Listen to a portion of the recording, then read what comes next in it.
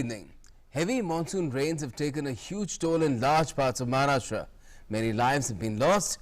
More downpour has been forecast to be in store for the state apart from Goa and other parts of Karnataka and Kerala. We'll get to the latest on the monsoon mayhem situation in Newsnight tonight. I'm Gautam Roy. We'll also be talking about India's medal hopes at the 2020 Tokyo Olympic Games after Mirabai Chanu's stellar performance on day one of the Games, where she bagged a silver. But first, our headlines.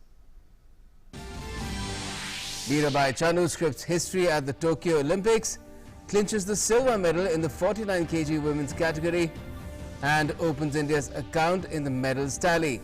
Becomes only the second lifter from India to pick up a weightlifting medal after 21 years. Chanu says she's fulfilled her dreams.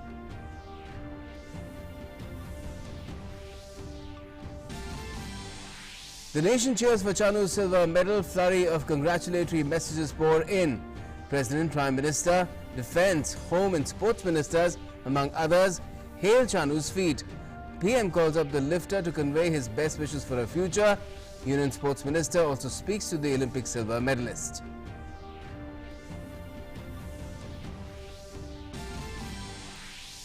Indian men's hockey team beats New Zealand 3-2 to score first blood in the contest, but the women's team loses to Netherlands. Men's doubles badminton team of Satiksai Raj Rankireddy and Chirag Shetty beat third-ranked Chinese Taipei pair. Saurabh Chaudhary in shooting and Vikas Krishan in boxing disappoint.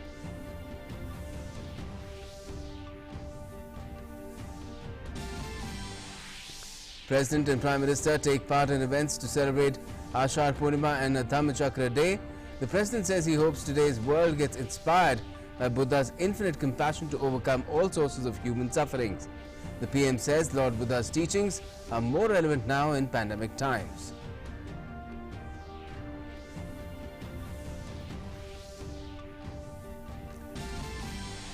Union Home Minister Amit Shah unveiled several gifts for Meghalaya on the first day of his two-day northeast visit. Says Modi government is speeding up development in the entire region.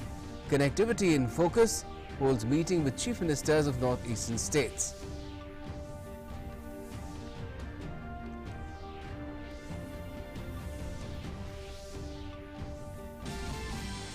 The Income Tax Department conducts searches pan-India against a prominent group having diversified businesses including in media, power, textiles and real estate.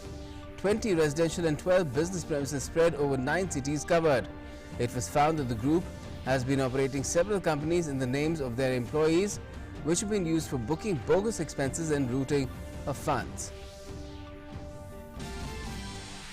The nation battles COVID tooth and nail. Over 39,000 fresh cases registered in the last 24 hours. Next stage of unlock announced in Delhi. Buses and metro allowed to ply with 100% capacity. Multiplexes and theatres can now run at 50% capacity. Up to 100 people can also attend marriages and last rites. India sends out help to neighbouring countries to battle COVID-19. Indian Railways' Oxygen Express carries 200 metric tons of liquid medical oxygen and it will reach Bangladesh on Sunday. INS Airawat is also reaching Indonesia, carrying 300 oxygen concentrators and 100 metric tons of LMO.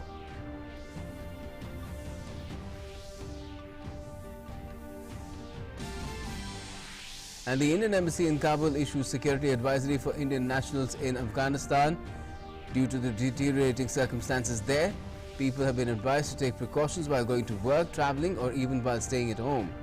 Putting off all non-essential travel also advised.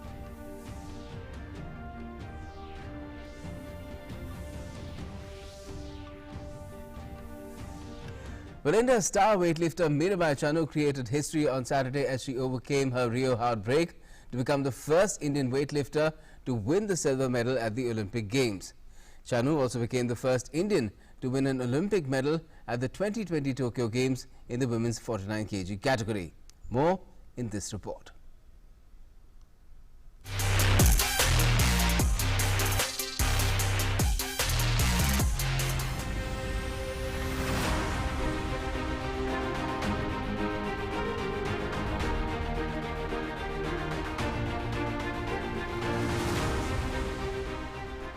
Mirabai Chanu won India's first medal at Tokyo Olympics with a silver in women's 49 kg weight category in weightlifting. The Indian lifted a total of 202 kg to finish second to China's Hou Zihoi, who won the gold with an Olympic record of 210 kgs. Mirabai becomes the second Indian to win an Olympic medal in weightlifting after Kargil Memorial's historic bronze in 2000 Sydney Olympics. The world number 3 started with successful lifts of 84 kg and 87 kg in the snatch to make the perfect start to her quest for a podium finish. The 26-year-old, though failed in her third snatch attempt of 89 kgs, however, her first two lifts were enough to see her be in the second position after the snatch. A world record holder in clean and jerk in women's 49 kg weight category, Mirabai was in a good position to finish on the podium once she did well in the snatch category, and Mirabai did not disappoint. The Indian made a successful attempt of 110 kg to start off before an incredible second lift of 115 kg. In the third attempt, in an attempt to push her limits, Mirabai failed to lift 117 kg but still did enough to win a silver medal at the Tokyo Games. It's been a remarkable turnaround for Mirabai, who could not finish the event at Rio Olympics 5 years ago. But fast forward to the year 2021, Rio seems like a long forgotten memory, perhaps even a memory from a different life. She is a weightlifter reborn. मेरा सपना थी हमारी ये Olympic का medal लेना, तो आज पूरा हो गया है। तो सपना तो रियो ओलंपिक से भी हमने किया था। रियो ओलंपिक के लिए हमने बहुत ही तैयारी की थी, बहुत मेहनत किया था। तो उसी दिन मेरा दिन नहीं थे, तो इसलिए मैं मेडल नहीं ले पाया। तो उसी से मैं बहुत सारी सीखी हूँ। मेरा टेक्निक, मेरा ट्रेनिंग बहुत सारे चेंज किया है हमने, बहुत मेहनत किया था। तो उसी से हमने पूरा सोचा था मैं कुछ कर सकती हूँ, मैं आगे और भी ज्यादा अच्छा करके दिखाऊंगी। तो इसी वजह से मैं आज जो मैंने रियो में नहीं कर पाया था, इसको पूरा कवर मैंने इसी टोक्यो ओलंपिक में मेडल लेके मैंने करा। तो हम बहुत मेहनत किया, बहुत सारी हमने टेक्निक सभी ट्रेनिंग में बहुत सारे चेंज किया हमने। तो मैं बता नहीं सकती, पर मैं बहुत ज्यादा मेहनत किया था इसी तक मैं पहुंचने के लिए। Mirabai Chanu was all of 12 when she ventured into the hills to collect firewood. Hailing from a poor stratum of society in the town of Nongpong Kakching, about 20 kilometers from the city of Imphal in the state of Manipur, it was one of the means of livelihood for the family. On one such trip, her elder brother was not able to lift a bundle of firewood on his head. It was then Mirabai Chanu, the youngest among 6 siblings, managed to lift it with much ease and walked back home some 2 kilometers away. 8 years later, that gold bagged the silver medal at the 2014 Commonwealth Games in Glasgow, ushering the rise of a champion. In 2017, she created history at the World Weightlifting Championships held in United States when she became only the second Indian in 22 years to clinch a gold at the World Weightlifting Championships. Kargil has achieved this feat twice. In 2018, Chanu lifted a total of 196 kg, 86 kg in snatch and 110 kg in clean and jerk to win the first gold medal for India in the Commonwealth. In 2019, at the Asian Weightlifting Championships, she won bronze in clean and jerk in the 49 kg category. The total weight of 199 kg was her best then. In 2021, she went past the 200 kg barrier at the Asian Championships, and in Tokyo she has lived up to her promise by winning a silver medal at the Tokyo Olympic Games. Sports Desk, TD India.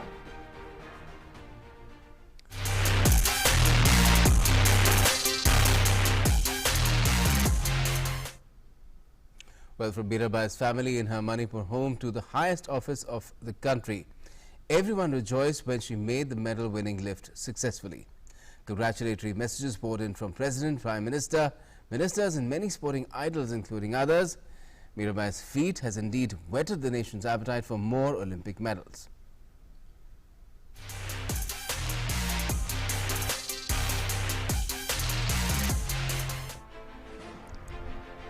Mirabai Chanu ended India's 21-year wait for a weightlifting medal at the Olympics by clinching a silver medal in the 49 kilogram category to open the country's account at the ongoing Tokyo Olympics. The 26-year-old lifted a total of 202 kilogram, 87 kilogram in snatch and 115 kilograms in clean and jerk to bag the silver after Kargil Memorial's bronze in the 2000 Sydney Olympics. Since her victory, congratulations have been pouring in from all quarters. President Ramnath Kovind and Prime Minister Narendra Modi were among the first to send out congratulatory messages.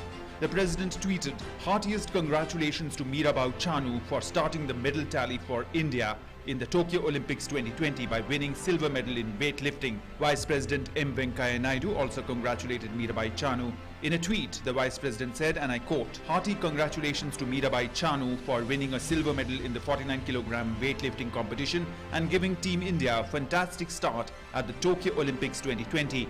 The nation is very proud of her achievement. My best wishes for her future endeavours." Prime Minister Narendra Modi also spoke to the weightlifter after she won her silver Olympic medal and congratulated her. Prior to that, he tweeted, "Could not have asked for a happier start to Tokyo 2020. India is elated by Mirabai Chanu's stupendous performance. Congratulations to her for winning the silver medal in weightlifting. Her success motivates every Indian." Defence Minister Rajnath Singh also congratulated the weightlifter as he tweeted, "Congratulations to Mirabai Chanu for winning a hard-earned and well-deserved silver medal in the women weightlifting competition at the Olympic Games in Tokyo. She has made the nation proud with her amazing achievement." Union Home Minister Amit Shah congratulated Mirabai Chanu for clinching silver at Tokyo Olympics. Amit Shah in a tweet said, "So proud of Mirabai Chanu for clinching the silver medal in the women's 49-kilogram weightlifting category at the Olympic Games. Wishing you all the very best for your future endeavours." Union Youth Affairs and Sports Minister Anurag Thakur thanked Mirabai Chanu for winning smiles to the faces of 135 crore Indians. Former Sports Minister and incumbent Law Minister Kiren Rijiju said that Mirabai had promised to win a medal in Tokyo Olympics and has fulfilled what she had promised. MOS for Youth Affairs and Sports, Nishit Pramanik, also congratulated Mirabai Chanu for winning the silver medal. A big thank you and congratulations, Mirabai Chanu ji. On the very first day, you have won the silver medal and brought smile for 135 crore Indians. We are proud of you, and on behalf of Honorable Prime Minister Modi and the entire country, I would like to congratulate you for inspiring Indians as well as winning the medal, a silver medal for Team India, for the country. Thank you. Congratulations once again. Mirabai जी को बहुत बहुत मेरा आभार व्यक्त करता हूं और उनकी जो प्रशिक्षक और परिवार की लोग जो उनको बहुत ऊर्जा प्रदान किया, उत्साह प्रदान किया, उन लोगों की बहुत बहुत मैं मेरा आभार व्यक्त करता हूं। और मुझे लगता है कि कहीं जाके आज पहले दिन ही पदक मिलना, कहीं जाके जो अगली जो इवेंट जो बाकी है अभी, तो बाकी खिलाड़ियों को बहुत उत्साह प्रदान करेगी, बहुत ऊर्जा प्रदान करेगी। Winning a medal on the first day of Olympics is very special because it sets the tone. That is why Honorable Prime Minister has said that nothing can be better than winning a medal on the first day itself. So we would like to congratulate to Mirabai Chanu. In what is perhaps the most heartwarming moment following weightlifter Mirabai Chanu's silver win at Tokyo Olympics was the scene at her home in Manipur's Nongpok, Kakching, 30 kilometers from Imphal. Her 26-year-old's family, neighbors and friends who were gathered at her home to watch the weightlifting event celebrated wildly the moment she lifted a total of 202 kilograms. While many were seen praying with their hands folded and eyes closed, some jumped for joy. मैं बहुत खुश हूँ, जैसे कि मेरा बहन ने इससे सिल्वर मेडल मिला है। मैं बहुत खुश हूँ, जो उसका सपोर्टर पार्टी को भी मैं बहुत बहुत धन्यवाद देना चाहता हूँ। जो जितना गया वो पार्टी को भी गोल्ड मेडल लेके इंडिया में वापस आने के लिए मैं भगवान से दुआ मांगता हूँ। ऐसे खुश, बहुत खुश है सब, इतना मैं उसको मेहनत का जो फल है, जो इसलिए वो सिल्वर मेडल में। Mirabai Chanu's silver medal has clearly galvanized all sports fans and Indians to cheer for India to ensure the country's medal tally swells further during the Tokyo Games. Sports Desk, DD India.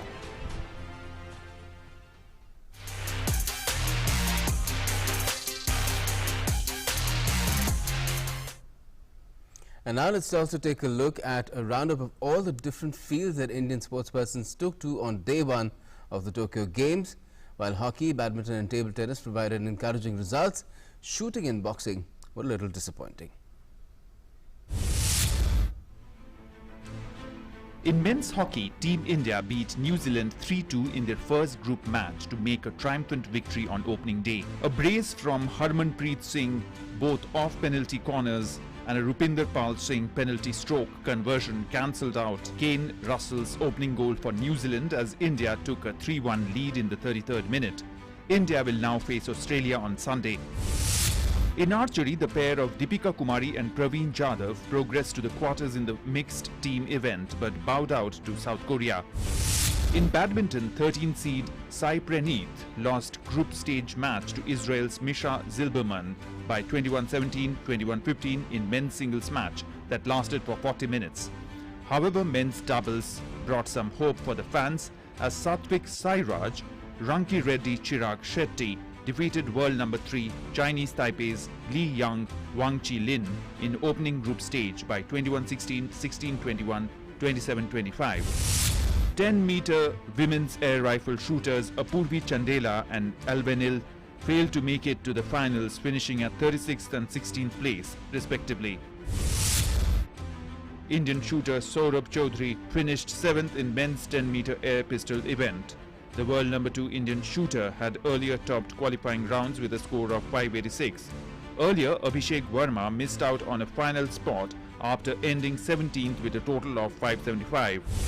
India's campaign in mixed doubles table tennis came to an early end as star paddlers Sharat Kamal and Manika Batra were ousted in the round of 16 by Chinese Taipei's Lin Yunju and Cheng Yi Ching on Saturday. However, in women, India's Manika Batra stormed into the Tokyo Olympics women's singles table tennis second round with a convincing 4-0 win over Great Britain's Tintin Ho. Sumit Nagal on Saturday became only the third Indian to win a men's singles match at Olympic Games and the first in 25 years. Nagal edges past Denis Istomin in a 3-setter at the Tokyo Games opening round.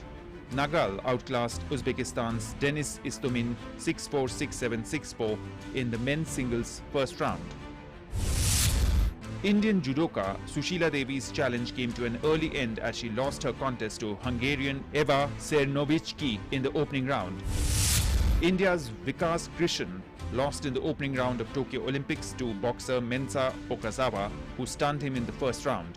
The boxer from Japan won by 5-0 margin, ending medal hopes for India's Vikas Krishan Yadav. Sports Desk, DD India.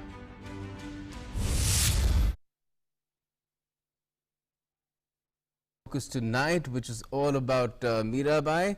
Let's just tell you what it is. Well, Tokyo 2020, Mirabai leads the way for India. And to talk about it, we have Narendra Batra, President Indian Olympic Association, joining us, and G. Rajaraman, sports journalist, senior sports journalist, with us as well. Dr. Batra, first to you, many congratulations. Just tell us what was that moment like when you saw Mirabai Chanu, lifting that weight successfully and claiming the silver medal. What was your first thought? I think difficult to express. The feeling was, it was just, I would say, something, which really gives you happiness. When after facing all these difficult things in pandemic, you just forget all those things. And it was the moment which was, I think, gave you the best experience, one of the best experiences in your life. And she's really worked hard all these last 3-4 years, coming through injuries and fighting back. And she made a promise in Rio that she will get a medal in the next Olympics, and she has delivered. So good luck, well done Mirabai. You made the nation proud and everyone is happy what you've done. Well, definitely, Mirabai Chanu is a very inspiring figure. Her story, especially during the last 4-5 years, she even did not attend her own sister's wedding so that she could go for the World Championship. Very, very inspiring. But it also speaks for the kind of backing our sports persons have been given, consistently over a period of years now by different associations and the government itself, that we have a silver medal on day one of the Olympics, and a lot of our other sports persons in different fields have also progressed further. Is the question for me? Yes, yes, Dr. Batra. No, I think she set a good tone on the first day of Olympics. It's the first time in history India has won a medal on the first day of Olympics. So I think she's done a fantastic job. And the support you mentioned about is coming from National Sports Federation, who start and nurture the athletes from the beginning. Then I think this time, besides IOA and NSF, we got very good support from Government of India, Sports Authority of India, and we have a TOPS program in Sports Authority of India, which I think these are the results which you will see, and you will see in future also, because the programs which are in progress, like the academies that have been set up through this Khelo India programs and the national championships of the Sports Federation. So the results you will see coming in the 24 and 28. Even in this, you will see that from I think 15 teams, team disciplines in Rio, we are up to 18. This is the biggest contingent, and I think in future games you will have even much bigger contingent. So this has been a joint effort of everyone, and I think what was really good was that all four, whether it is Indian Olympic Association, National Sports Federation, Government of India or Sports Authority of India, worked in full tandem. There was no difference of opinion anywhere. Okay. And that's how I think the good results have come in. And we hope for more, we hope for more. But let's bring in Raja. Raja, what is your assessment? You know, Mirabai Chanu, of course, the highlight of the day, a silver medal, 21 years we waited for it, especially where weightlifting is concerned, and it's finally come, and bettered as well. We are hoping to be joined by Karna Maleshwari as well over the phone line through the course of this conversation. But let's see. But what do you make of how day one has gone?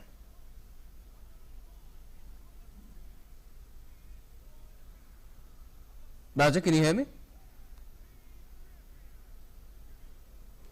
It seems that Rajaram's line is frozen. I can't see him moving at all in the frame right now. Dr. Batra, in terms of your own assessment, how do you see it, the performance overall on day one? I think it's been a good day. I would say a good trend has been set. Yes, like you mentioned, I was listening to the earlier part of the news that there have been few setbacks, but I think this happens in a sport. You have a good day and you have a bad day, and nobody should get, I think, disheartened with that. And the mood in the contingent, I would say, is very happy, very energetic, and everyone is raring to go tomorrow. I think we are participating in 10 different sports disciplines tomorrow. Yes, it's a busy day. It's a busy day tomorrow, starting, I think, India times, I think as early as 5:30. 5:30 shooting. Yes, it starts. So we are hoping for good results tomorrow, and let's hope the way we have seen or we feel things will happen should be happening, and people would be getting back more honors and glories for the country, I think. Let's not forget that these are tough times, and the sportspersons who are there in Tokyo have been through a far tougher grind than usual because of the pandemic, and that is still there. All the precautions have to be taken. I'm sure that too has a bearing on whatever is happening there. It definitely has, but I think now everybody has to get used to it, because you get tested every day for this RT-PCR. Now you raise this subject through, I think, your channel. I would like to request Government of India that they have put a condition that when you're coming back from Japan, you need to get a RT-PCR test done over here. Okay. It's not easy to get things organized or done in Japan. Right now they are fully focused on Olympics, where they are having problems, but they are sorting them out. That's their issue. But if government can exempt, everybody went with a double vaccination, everybody had their RT-PCR test done. Let them come back and don't, because you can't board a flight from Japan until you have taken a certificate, because these are the Government of India rules that you need to have a valid certificate entry into India, and it's a direct flight. Right. So if that condition can be there, we want the athletes and everyone now to come back peacefully. We already had a lot of tensions coming into Japan. Okay. So entering back, we want some kind of a peaceful situation. Well, the government has been very attentive so far as the needs of our sportspersons are concerned, and I'm sure they're attentive to their every concern, and they will take the best decision possible in everyone's interest. I can see Raja, your friend. Yes. I'll be formally writing to them maybe tonight. I was just drafting everything. Maybe tonight or early tomorrow morning, I'll be writing to them on this issue that please exempt all the athletes and officials who come here from this test. Okay. Others can follow the process. Okay. Okay. Raja, if I could bring you in, what do you make of how things have gone so far? It's day one. We have a silver medal. There have been some positive indications from other fields as well, but then some disappointments as well. Congratulations to Mirabai Chanu. She's made India proud. I think it's a known fact by now, and everybody must have heard it countless number of times. But to me, the success of Mirabai Chanu is actually a reflection of how all of the stakeholders came together, whether it is the IOA or the Indian Weightlifting Federation or the Sports Authority of India, which is basically the government of India, and Olympic Gold Quest. I think all of them came together. They have planned really well. They've ensured that she's in great shape to go out there and get that medal. I think this has been a well-planned effort and well executed by Mirabai Chanu as well. To me, the fact that all of them came together, they worked as one, give me hope that India is progressing in the right direction, and we will be able to get more medals because we have got this whole thing about the ecosystem coming together and working as one. Yes, and she herself has been very, very disciplined and very, very thorough with her preparation as well. I'm sure that has also been a huge contribution apart from everyone's efforts, because it is a team effort. Now, if you look at what is expected, say tomorrow, a lot of events, as Dr. Batra himself was mentioning, still a long way to go as far as the contest is concerned.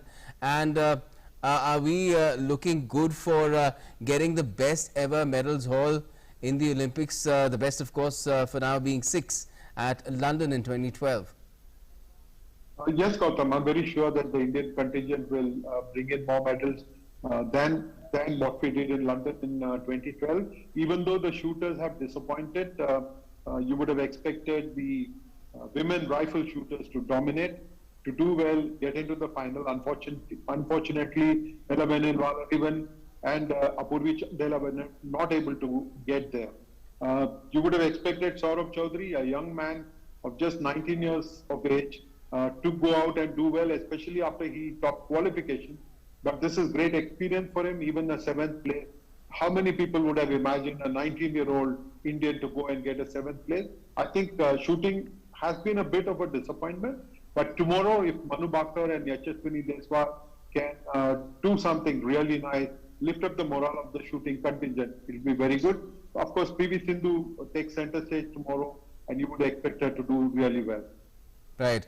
And Dr. Batra, in terms of you've been talking about the support that has been given to all the sports persons through various bodies, even their coaches, and it's good to see a decision being taken to recognize their contribution as well to the performance of the sports persons. Today, the announcement has been made that even coaches will get a monetary reward if their disciples or trainees, as you might call them, bring in medals. I think coaches play a very important role. Not even the coaches, but the other support staff who also assist them, whether it is their trainers or whether it is the people who plan their diet and everything. I think everybody should be recognized.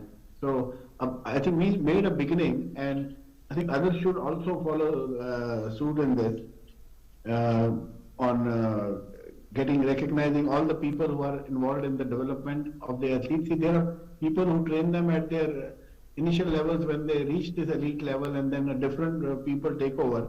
So I think all those people who take them from the grassroots should be recognized. That's what I would like to see and happen in India. Certainly. Do you see that sort of an environment being created, Raja, over the course of various events that we've seen unfold, especially from Khelo India to a top scheme, Target Olympic Podium scheme?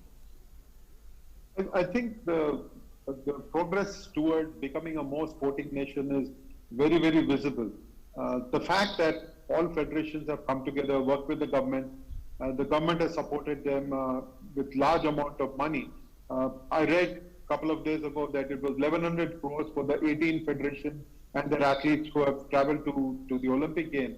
This is a significant amount of money that has gone into development of athletes. People normally assume that this money has gone to the federation. This has gone to the development of their athletes. And without the government support, I think many of these athletes would not be competing at this level. I think the fact that many of them have been able to train overseas, the hockey team, for example, has been in the Sports Authority of India Bangalore for a year and more through the pandemic. And I think this kind of support is unprecedented. And I think that the ecosystem that is being created now will take India forward in time to come. Certainly, talent discovery will also be a major focus when in the curriculum of schools, physical education and sports becomes an intrinsic part. Should probably also get equal weightage along with academics, but that is work in progress. Well, that's all we can talk about. That's all we have time for the moment. So thank you for joining us, Dr. Batra, as well as Rajaram. Thank you so much. Okay, moving on, let's now take a look at some of the other news that has come up from the Olympics today itself. The first day of Olympics started with a bang as the swimming events of the Tokyo Olympic Games got underway on Saturday at the Tokyo Aquatic Center. There were no medals available on the first day in the pool, but several big names will appear, including reigning 100-meter breaststroke Olympic champion and world record holder Adam Peaty, who competes in this heat on Saturday evening. In the meantime, an approaching typhoon has forced changes to the schedule of the rowing events at the Olympics. The Tokyo Olympics are being held during the typhoon season and the weather is a major talking point, with heat and humidity expected to be a major factor in many sports. Games organizers say that temperatures were forecast to reach danger levels at a number of competition venues. In the line of meetings, Japan's Prime Minister Yoshihide Suga on Saturday welcomed French President Emmanuel Macron to his residence. The two leaders met with cabinet ministers and then went for a walk in the residence garden. Macron attended two sport events on Saturday, which are judo and a basketball game between France and Team USA. Polish President Andrzej Duda on Saturday also met Japanese Prime Minister Yoshihide Suga a day after attending the opening ceremony for the Tokyo Olympics. Parisian supporters who could not go to Tokyo due to the COVID-19 pandemic gathered in Paris' Trocadero Gardens to follow the Olympic Games opening ceremony. From July 23rd to August 8th, Paris' Trocadero Square will be turned into a fan zone where part of the international competitions will be shown on a large screen for supporters. First Lady Jill Biden joined US Embassy staff members at the US Ambassador's residence in Tokyo on Saturday to watch the Team USA's women's softball team take on its southern neighbors, Mexico, in the opening round of play. The Empire State Building was also lit up on Friday night in the honor of the Tokyo Olympic Games. The iconic New York City landmark brightened the skyline, displaying the flag colors of nations competing in Tokyo. The scene was enhanced by a spectacular full moon that posed perfectly by the decorated spire. The colors of each of the competing 205 nations were illuminated for 10 seconds on loop for more than 5 hours. The White House was also lit up in red, white and blue in support of Team USA. The White House will be illuminated on Saturday and Sunday as well to cheer on US Olympians competing in Tokyo. Bureau Report, DD India. And Union Home Minister Amit Shah was in Meghalaya, Shillong on Saturday as part of a two-day visit to the northeastern part of the country. The Home Minister inaugurated several projects, including an interstate bus terminus in Shillong. The focus of his engagement with all chief ministers of states in the region was also on connectivity, be it road, rail or air. Here's more. Fast-tracking development in the northeast figures high on the priority list of the Modi government. Adding another chapter to such efforts, Union Home Minister Amit Shah is on a two-day visit to the region. His first stop was Meghalaya, where he laid the foundation stone of a conference center and exhibition facility at the Northeastern Space Application Center in Umiam. He also chaired a meeting to review the operation of NESAC. Mapping of forest gap areas, expansion of the land area for horticulture development, identification and rejuvenation of wetlands, diversion of flood water and assessment of bamboo resources for livelihood needs are a few among many key ideas that were discussed during the meeting. NESSC plays a key role in stimulating the overall growth of the northeastern region by using space science and technology. He also inaugurated an interstate bus terminus in Maolong, Meghalaya. Amit Shah assured that the central government led by PM Narendra Modi is committed to providing advanced technology support to the region that can transform the lives of the people of the northeastern states. हमारा प्रयास है कि 2024 के पहले north east का हर राज्य का capital rail और हवाई अड्डों से जुड़ जाए। पूरा देश रेलवे और हवाई अड्डों से नॉर्थ ईस्ट को कनेक्ट करने का हमारा महत्वाकांक्षी प्रोजेक्ट है। परंतु इसके साथ साथ रोड कनेक्टिविटी को भी बल देना पड़ेगा कि पूर्वोत्तर के क्षेत्र के कल्चर, यहाँ की भाषाएं, यहाँ का संगीत, यहाँ का नृत्य, यहाँ के खान पान की विविधता न केवल पूर्वोत्तर पूरे भारत का गहना है और उसको संभालने की जिम्मेदारी पूरे भारत की है, सिर्फ नॉर्थ ईस्ट की नहीं है। और मित्रों, इसको संभालने के लिए भी कनेक्टिविटी को हमें आगे ले जाना पड़ेगा। Amit Shah also said that the northeast is not only being connected by road, rail, air and water, but ease of living is also being ensured by enhancing digital connectivity. और एक प्रकार की कनेक्टिविटी जिसके माध्यम से development और सेवाएं दोनों नागरिक के तक पहुंचे, आईटी से भी कनेक्ट करने का हमने बहुत प्रयास किया है।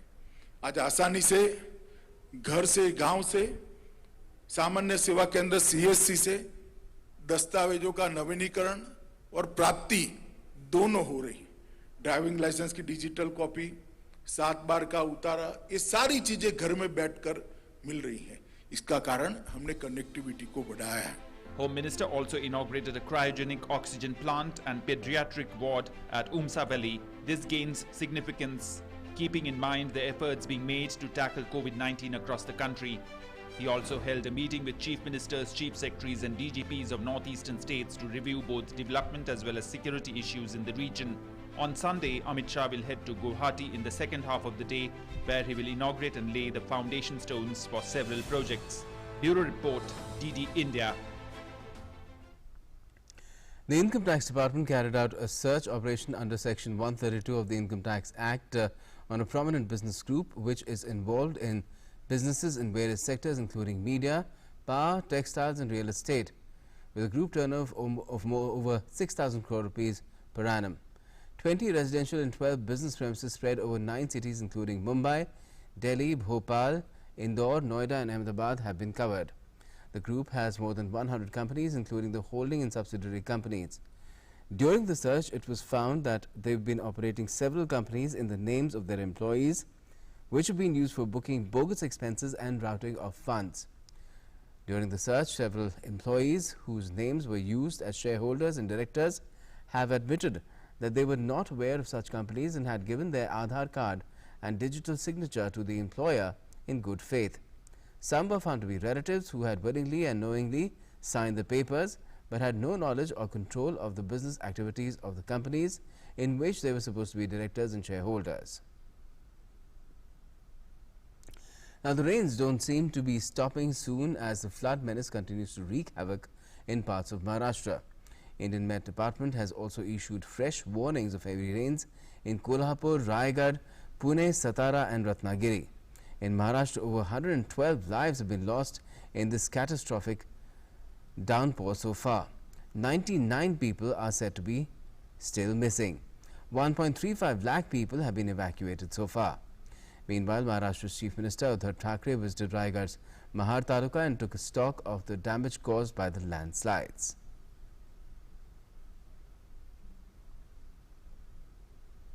Ashar Purnima or Guru Purnima was celebrated on Saturday.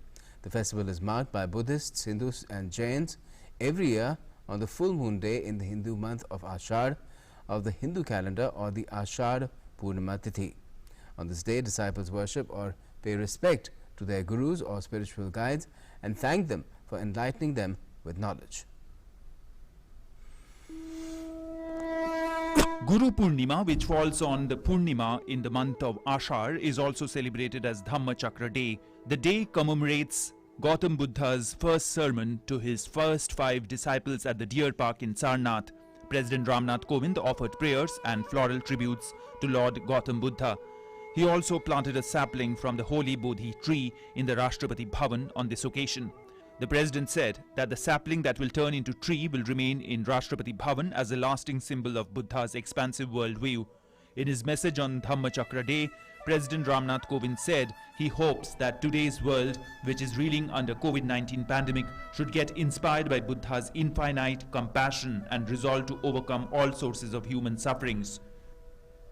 Application of Buddhist values and principles in addressing issues of global concern will help in healing the world and making it a better place. Reeling under the impact of COVID-19, the world, more than ever before, needs the healing touch of compassion, kindness, and selflessness. These universal values propagated by Buddhism need to be adopted by all in their thoughts and actions. Prime Minister Narendra Modi addressed the nation on this occasion and spoke about the world suffering in the times of the pandemic and how the teachings of Lord Buddha become even more relevant to us. PM Modi also talked about the Care with Prayer initiative of International Buddhist Confederation for aid amid COVID pandemic. आज corona महामारी के रूप में मानवता के सामने वैसा ही संकट है जब भगवान बुद्ध हमारे लिए और भी प्रासंगिक हो जाते हैं। बुद्ध के मार्ग पर चलकर ही बड़ी से बड़ी चुनौती का सामना हम कैसे कर सकते हैं, भारत ने ये करके दिखाया है। Guru Purnima was also celebrated across the country. Belur Mutt Shrine in West Bengal opened for the public for just one day and devotees followed all COVID-19 protocols while entering the mud for Guru Purnima. While in Gorakhpur, Uttar Pradesh Chief Minister Yogi Adityanath offered prayers. In Lucknow, Sant Vandana was observed with Uttar Pradesh Minister Swatantra Dev Singh taking part. In the holy cities of Prayagraj, Varanasi and Patna, devotees took bath in the Ganga river, marking the occasion. Bureau Report, DD India. The Indian Railways' Oxygen Express has embarked on a journey to Bangladesh. This is the first time ever that Oxygen Express has been put into operation to a neighbouring country. 10 container rakes of Indian Railways left for Bangladesh on Saturday morning from Tata Nagar station in Jharkhand with 200 metric tons of liquid medical oxygen. Now this will reach Binapol in Bangladesh on Sunday. The container rakes were loaded on Friday. This consignment will significantly augment necessary reserves of liquid medical oxygen in Bangladesh. Meanwhile, External Affairs Minister through a tweet informed that INS Airawat has reached Indonesia carrying 300 oxygen concentrators and 100 metric tons of liquid medical oxygen. Now let's also get you some more updates from around the country as well.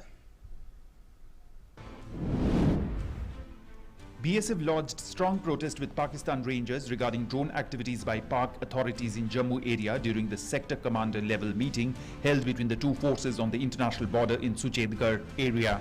Both the sides expressed their commitment to maintain peace and harmony on the international border. President Ramnath Kovind will be on a 4-day visit to Jammu and Kashmir as well as Ladakh from Sunday.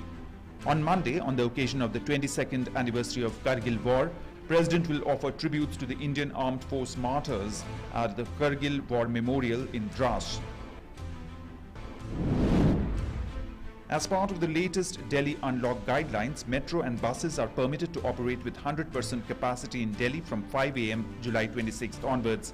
Cinema halls, theatres and multiplexes will function with 50% capacity. These latest guidelines have been issued by the Delhi Disaster Management Authority.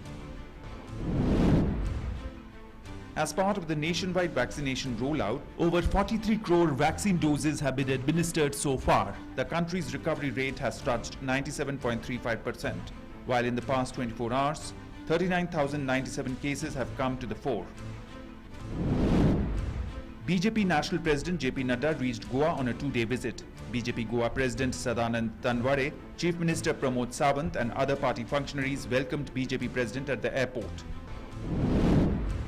A 27-year-old young Jawan of the army was martyred in a mine explosion along the line of control in Poonch district of Jammu and Kashmir. Defense spokesperson said that this incident happened at that time when Sepoy Kamal Dev Vaidya was on an operational duty in Krishna Ghati sector on Friday.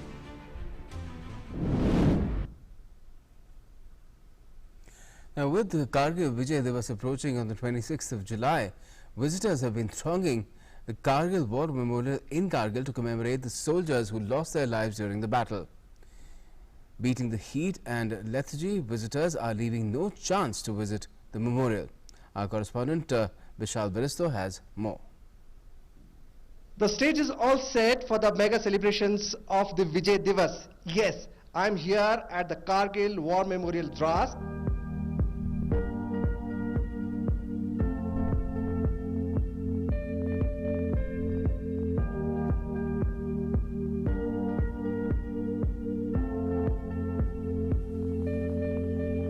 And I have with me some youngsters. They have come all the way from Jharkhand along with their parents. So let's find out with them as to how proud they feel when they come here. What's your name? Shambhavi Tiwari. And personally as a youngster, I feel proud that I'm a part of India and such great people who have sacrificed their today for our tomorrow and for our betterment. So I feel very proud to be as an Indian. Why not? Everybody is so proud because India was victorious. That was the battle of grit and determination. The youngster with me also, let's talk to him. क्या नाम है? दिव्यांक तिवारी. दिव्यांक, दीदी तैयार है फौज में जाने के लिए. आप कितना खुश महसूस कर रहे हैं? हाँ. जाएंगे फौज में? हाँ. क्या अच्छा लग रहा है यहाँ पर? यहाँ पर सब अच्छा लग रहा है.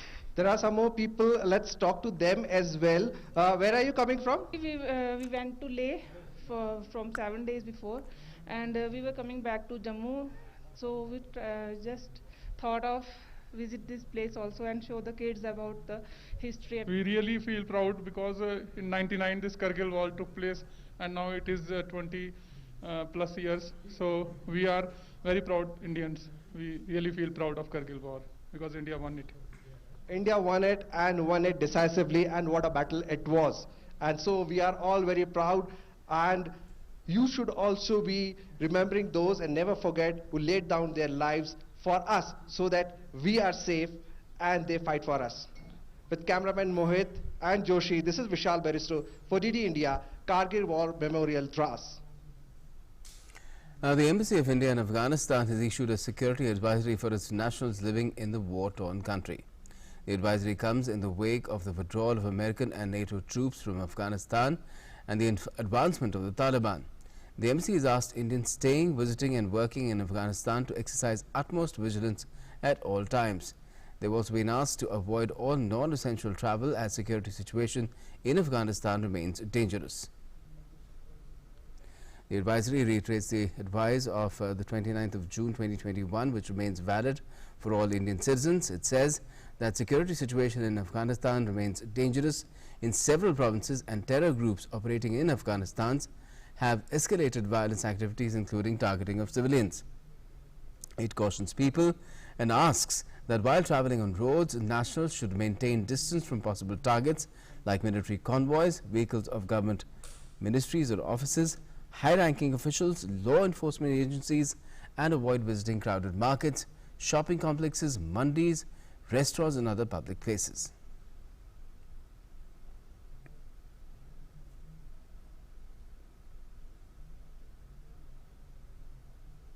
In more international news, President Joe Biden, that is US President Joe Biden, tested his political muscle in the state of Virginia in a campaign stop for Democratic gubernatorial candidate Terry McAuliffe, who Biden said was running against an acolyte of former President Donald Trump. The off-year state race could be a sign of Democrats' strength or weakness ahead of the 2022 midterm congressional elections, as well as a test of the political strength of the president and his Republican predecessor. Democrats hope next year to keep control of the US House of Representatives, in which they have a slim majority, and the Senate, in which there is a 50-50 split, while Republicans hope to take over leadership of both the chambers. A Northern California wildfire crossed into Nevada, prompting new evacuations, but better weather has been helping crews battling the nation's largest blaze in southern Oregon. Meanwhile, major California utility provider PG&E has announced a multi-billion-dollar effort to bury about 16,000 kilometers of its power lines after its electrical equipment was once again blamed for igniting a separate, fast-growing fire in the state's northeast. There are dozens of fires burning across the American West. The Tamarack fire, which crossed into Nevada, is burning south of Lake Tahoe and had burned more than 176 square kilometers of timber and head-high chaparral in National Forest land as of Thursday. It erupted on the 4th of July and was one of nearly 24 blazes sparked by lightning strikes.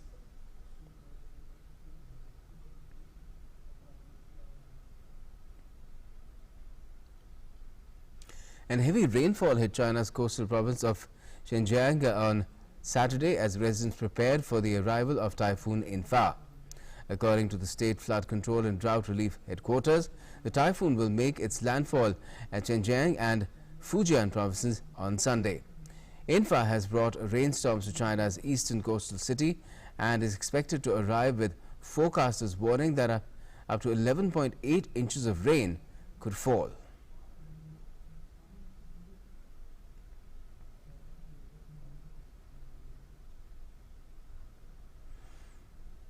In the meantime, Chinese state media on Saturday released drone footage of a flooded river and village in Hebei City, 150 kilometers from Hainan's capital city, Zhengzhou.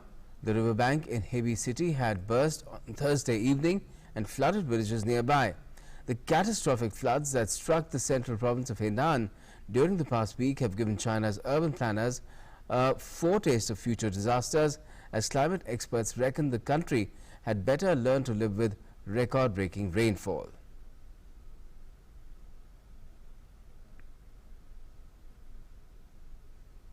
Filipino authorities evacuated thousands of residents of capital Manila out of their low-lying communities on Saturday as heavy monsoon rains compounded by a tropical storm flooded the city and nearby provinces. More than 2,900 residents were taking shelter at an elementary school in the suburb of Marikina City after a nearby river started overflowing from continued rains. In Cavite province, south of Manila, Coast Guard personnel helped residents evacuate and carried the elderly out of their homes. Australian scientists and environmental advocates say that they are disappointed by the terrible decision to not add the Great Barrier Reef to a list of World Heritage Sites that are in danger. A UNESCO committee last month recommended that the Great Barrier Reef be classified as in danger, drawing an angry response from Australia. However, after intensive lobbying by Australia, a UN panel had agreed to defer the vote until 2022. Environmental groups and scientists have criticized the decision, which they feel has been driven by politics, not science. And South Koreans celebrated the popular Boryong Mud Festival from their homes for a second year on Saturday. The annual mud extravaganza became a mostly online celebration due to COVID-19, with offline programs scaled back and revelers from around the country enjoying mud pools and mud packs in their homes. The festival, held in coastal town Boryong in South Korea's most popular festival for international visitors. The event typically attracts hundreds who flock to the beach for mudslides, mud wrestling and other revelry. This year the city set up a studio streaming a K-pop mini concert and displaying hundreds of viewers on a large screen, some with mud kits consisting of a mini pool and mud packs. Around 3,000 people, including K-pop fans from overseas, watched the live event on YouTube.